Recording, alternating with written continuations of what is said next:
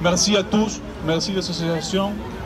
On a fait, pendant les derniers jours, on a écrit une lettre ouverte au président Macron lors de la visite du président Macron, dans laquelle on expliquait toutes les raisons pour lesquelles on se manifeste aujourd'hui.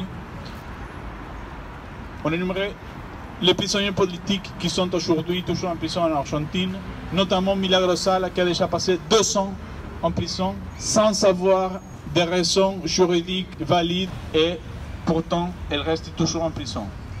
Nous dénonçons les graves atteintes à la liberté d'expression, la criminalisation des mouvements sociaux et syndicaux, la brutale dégradation des conditions de vie des Argentins et les attaques contre les politiques de mémoire, vérité et justice qui se trouvent aujourd'hui en danger. Nous insistons particulièrement sur la dérive autoritaire qui s'est alourdie dernièrement avec la disparition et meurtre de Santiago Maldonado et l'assassinat d'une balle dans le dos de Rafael Nahuel, militant de la cause mapuche, sans qu'aucun gendarme intervenant sur ces actions répressives soit inquiété. Qu'est-ce qu'il disait le pape Francisco? C'était une conversation personnelle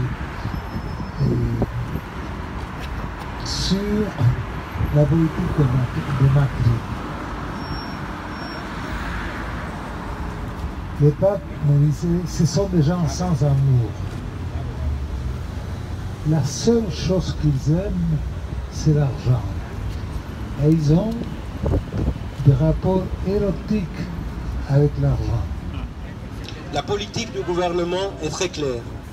Elle met un frein aux politiques des droits de l'homme, de mémoire et de justice qui ont été le résultat de notre combat et de notre histoire de ces 40 dernières années, en réinstallant de manière insidieuse une nouvelle forme d'impunité et en réprimant les voix qui s'opposent, soit par des incarcérations arbitraires, comme c'est le cas de Milagros Sala, mais aussi dernièrement de plusieurs membres de l'opposition, et par la disparition ou la mort de Santiago Maldonado ou de Rafael Nahuel, ou enfin la répression et la mise en péril du droit de manifester.